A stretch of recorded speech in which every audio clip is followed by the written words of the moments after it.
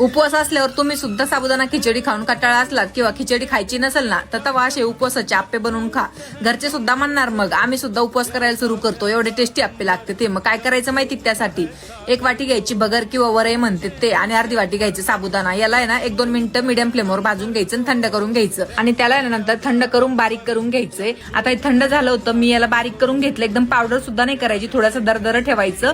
नंतर त्यात दही टाकायचं. ज्या वाटीने भगर घेतली होती ना तेच वाटी 1 भरून दही टाकायचं. चवीपुरतं मीठ टाकायचं आणि थोडंसं फिरून घ्यायचं. नंतर त्याच्यात पाणी टाकायचं, परत फिरून घ्यायचं आणि एका भांड्यात काढून घ्यायचं. आता 10 मिनिटासाठी रेस्ट करायला ठेवायचं. 10 मिनिटं झाले का त्याच्यामध्ये बारीक मिरची कापून टाकायची, शेंगदाण्याचं कूट टाकायचा भाजल्याला 2 चम्मच, मिक्स करून घ्यायचं. आणि खाण्याचा सोडा आहे ना 1 चिमूटभर टाकायचा. चांगलं मिक्स करायचं. सोडा टाकल्याच्या नंतर लगेच गॅसवर आप्पे पात्र ठेवायचं. थोडंसं तेल टाकायचं आणि 1-1 चम्मच करून या बॅटरचा टाकून द्यायचं याच्यामध्ये. आता आहे ना याला लो गॅसवर आहे ना 3 मिनिटासाठी झाकण ठेवून ठेवायचं. नंतर झाकण काढायचं आणि पलटी मारायचे सगळे आप्पे असे हळूहळू, आणि नंतर परत थोडंसं तेल टाकायचं, परत झाकण ठेवायचं आणि परत 2-3 मिनिटं ठेवून द्यायचं. आता अशा प्रकारे ना आपले आप्पे एकदम मस्त पैकी ना रेडी झालेले आहेत.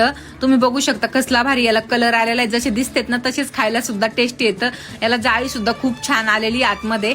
तर तुम्ही ना ह्या आषाढी एकादशीला ना असे आप्पे एकदा नक्की बनवून बघा आणि मला कमेंट करून नक्की सांगा. Download ShareChat.